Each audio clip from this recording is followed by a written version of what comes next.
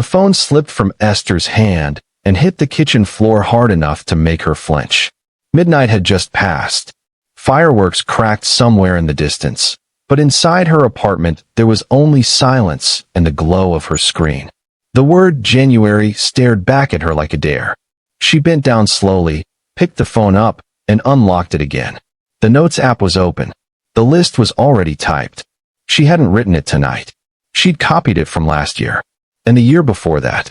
Her breath caught as she scrolled, thumb trembling. Pray daily.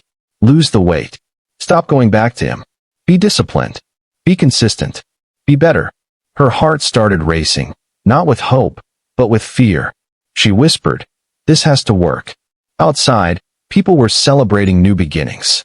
Inside, Esther was bracing for another quiet failure.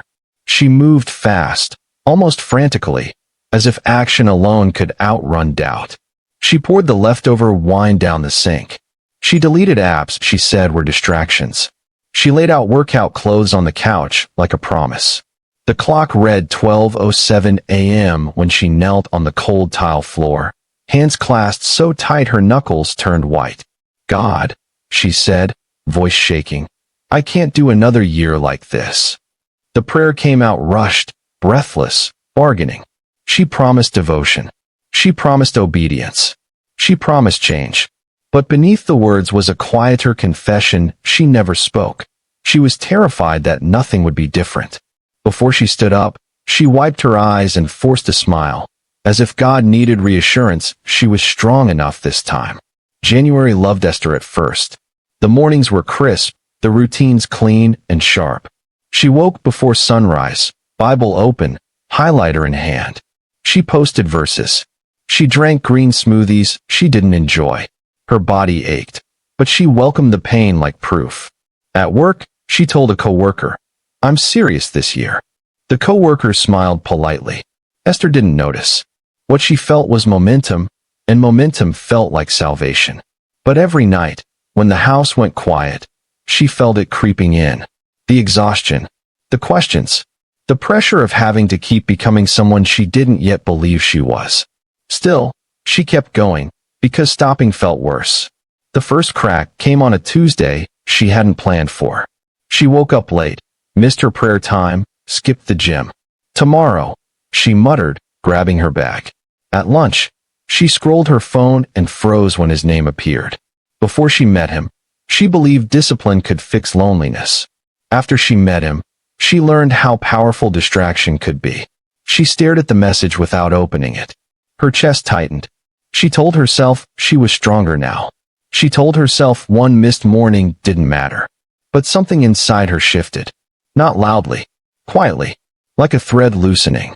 By the third week, guilt had become her companion.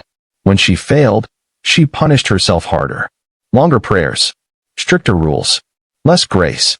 She stopped telling people how she was really doing because she didn't want to explain why she was tired all the time. One night, she sat on the edge of her bed, staring at the same list, now smudged with edits and scratched out promises. "Why is this so hard?" she asked the room. No answer came. Only the weight of another unfinished day. This was the part she never posted. The part where discipline felt like drowning. The part where motivation had already left. She broke on a Sunday afternoon when the sermon landed too close to home. The pastor said, "You can't hate yourself into becoming someone new." The words hit her chest like a blow. She sat frozen as people around her nodded. Tears filled her eyes, not because she didn't believe God, but because she realized how much she didn't believe herself. That night, she didn't open her Bible. She didn't journal. She didn't plan. She sat on the floor and finally admitted the truth she'd been avoiding. She had been trying to change her life without changing what was driving it. If this story already feels familiar, pause for a second. Like the video. Subscribe. Leave a comment saying, "I see myself." Because Esther's story isn't about resolutions failing. It's about what breaks when we keep blaming ourselves instead of listening to the pain. Esther didn't wake up the next morning with clarity. She woke up with heaviness. The kind that sat on her chest before her eyes even opened. Her alarm rang, and for the first time all year, she turned it off without guilt. She lay still, staring at the ceiling, realizing something unsettling. The fear of failing her resolutions had become louder than her desire to live. She wasn't lazy. She wasn't rebellious. She was tired of fighting herself every single day. As she finally stood up, she caught her reflection in the mirror and barely recognized the woman looking back. This wasn't someone who needed stronger discipline. This was someone who had been carrying too much alone.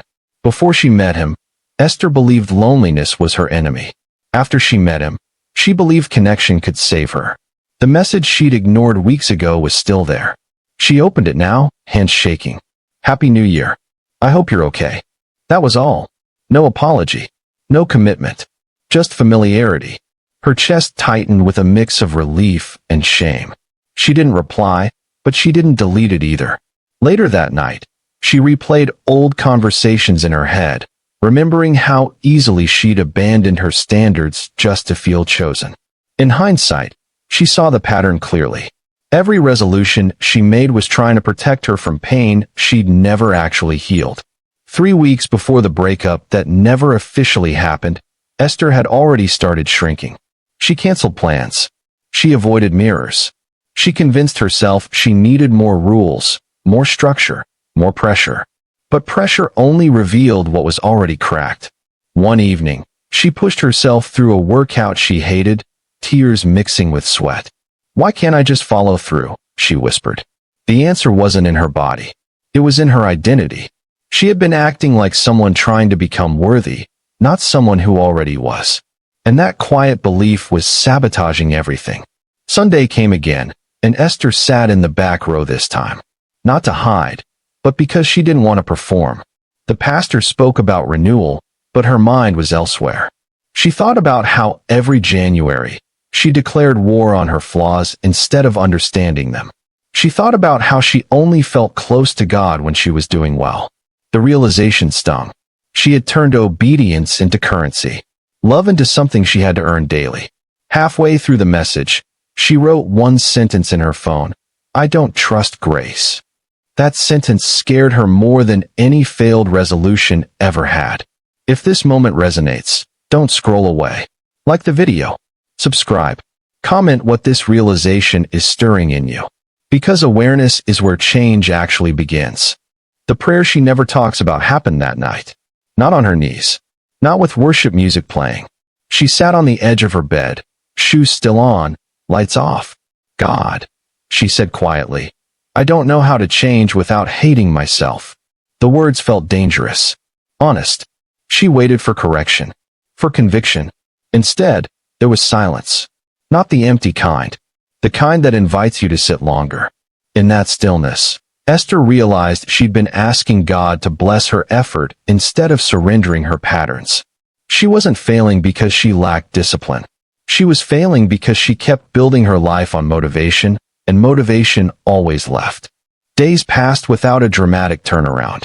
Esther didn't suddenly become consistent. She didn't wake up transformed. But something subtle shifted. She stopped rewriting the same list. She stopped announcing big promises. Instead, she started paying attention. She noticed how she reached for control when she felt unsafe.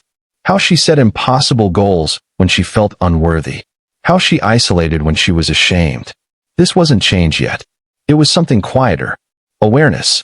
And awareness hurt. Because it removed excuses. She could no longer say she didn't know why her resolutions failed. She knew now. They failed because they were built on fear, not truth. And once you see that, you can't unsee it. Stay with this story. Because when the foundation cracks, what replaces it determines everything. After the engagement she once thought would save her, Esther learned how dangerous hope could be when it was built on potential instead of truth. The memory came back unexpectedly while she folded laundry one evening. She remembered standing in her kitchen months ago, staring at a ring she'd removed before anyone noticed. Back then, she told herself commitment would fix what consistency couldn't. Now she saw the pattern clearly. She kept attaching her transformation to external events. New year, new relationship, new routine. Each time believing change would arrive with circumstances. Each time ignoring that she carried the same unhealed fears into every fresh start. Esther decided to try something unfamiliar. She stopped chasing intensity. No dramatic mornings. No heroic discipline. She chose one small action and repeated it. One page. One walk. One honest prayer. At first, it felt pointless. Too small to matter. But what surprised her wasn't progress. It was resistance. Her mind screamed that it wasn't enough. That real change required suffering. That ease meant compromise. In hindsight, she realized how addicted she'd been to extremes.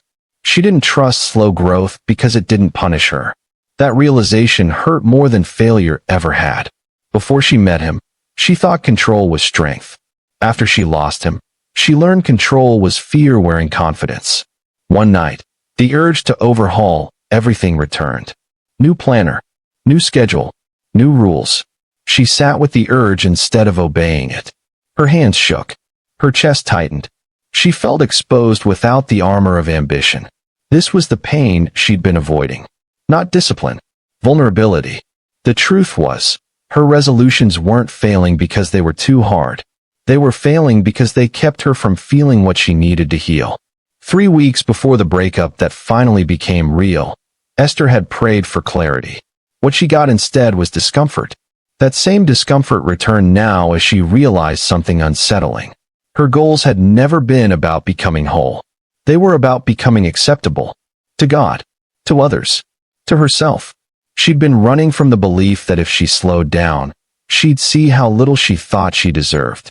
The tears came quietly. Not dramatic. Just heavy. This wasn't the kind of pain that demanded fixing. It was the kind that demanded staying. If this part of the story feels uncomfortably close, pause. Like the video. Subscribe. Comment what this realization is unlocking for you. Because sitting with truth is harder than chasing change, but it's where freedom begins. The shift didn't happen all at once. It happened in moments she almost missed. She noticed how she spoke to herself after mistakes. She noticed how quickly she reached for shame. She noticed how often she mistook intensity for obedience. In hindsight, Esther understood something critical. She had been using discipline to avoid dependence. She wanted transformation without surrender. Control without trust. Effort without intimacy. That was the cost. And it was costing her peace. She wasn't failing at her resolutions. Her resolutions were failing her. After the prayer she never talks about, Esther stopped asking God to make her better. She started asking him to show her why she was afraid to be still. The answers didn't come as words. They came as memories. Moments she learned to perform for approval. Moments she learned love was conditional. Moments she learned rest was earned. Each memory stung, but each one loosened something inside her. She realized her habits weren't random. They were protective. And protection, when it outlives danger, becomes a prison. By the time spring arrived, Esther's life didn't look impressive. No dramatic testimony. No viral transformation. But something fundamental had changed. She no longer built her days on motivation. She built them on truth. She stopped making promises she couldn't keep and started keeping promises she could. When she failed, she didn't spiral. When she succeeded, she didn't boast. This wasn't resolution. This was reconstruction. And deep down, she knew this was only the beginning. Not of doing more, but of becoming someone who no longer needed a new year to start over. Summer exposed what January never could. Esther stood in line at a grocery store, sweat on her back, patience thin, when the old frustration rose again. The urge to quit, to reset, to tell herself she needed a fresh start. She felt it clearly now, like a reflex. In hindsight, she smiled sadly. This was the moment she used to collapse. Instead, she breathed. She didn't correct herself. She didn't spiral. She allowed the feeling to pass without making it mean something about her worth. That was new, and it scared her more than failure ever did. Because if she wasn't broken, she couldn't hide behind fixing anymore. Before she understood this, Esther believed progress should feel powerful. Now it felt quiet, almost invisible. She kept doing the small things even when they didn't impress anyone. She stopped announcing goals. She stopped chasing applause from herself. The discipline she'd begged God for came, but it didn't look like force. It looked like faithfulness without drama. She missed days. She had setbacks, but she no longer abandoned herself in them. That was the difference. Her life wasn't ruled by streaks anymore. It was ruled by return. And return, she learned, was the truest form of consistency. 3 weeks before what would have been another abandoned resolution, Esther caught herself rewriting her list again. Old habits die loud. She stared at the screen, heart racing, feeling the familiar rush of control. Then she deleted the list entirely. Her hands shook as she set the phone down. This felt like loss, like letting go of armor. But in the quiet that followed, she realized something painful and freeing. She had been using resolutions to avoid relationship. With God. With herself. She didn't need another list. She needed trust. And trust couldn't be forced. It had to be practiced. After the breakup she never fully grieved, Esther finally let herself feel what she'd been outrunning. One night, alone, no distractions, she cried without trying to fix it. The tears weren't about him. They were about the years she spent believing she had to earn rest. She saw clearly now. Every failed resolution had been a signal, not a weakness. A signal that her system was built on fear. Fear of stopping. Fear of being seen. Fear of discovering she was already enough. This wasn't a revelation that made her feel strong. It made her feel human. The lesson settled slowly. Esther stopped asking why resolutions didn't work and started asking what they were protecting her from. The answer hurt. They protected her from disappointment, from stillness, from truth. She finally understood the hard truth no one talks about. Change that lasts doesn't start with ambition. It starts with honesty, with staying present when quitting feels easier, with letting God meet you in who you are, not who you're trying to impress him with. This was transformation. Not loud, not fast, but real. At the end of the year, Esther didn't make resolutions. She didn't declare anything. She sat quietly, reflecting on how far she'd come without chasing progress. She smiled, not because she'd mastered consistency, but because she no longer feared failure. Her life wasn't perfect, but it was anchored, and that changed everything. If this story felt like it was written for you, don't let it end here. Like the video, subscribe, comment what truth hit you hardest. Because this isn't about New Year resolutions failing. It's about finally building a life that doesn't need to restart every January.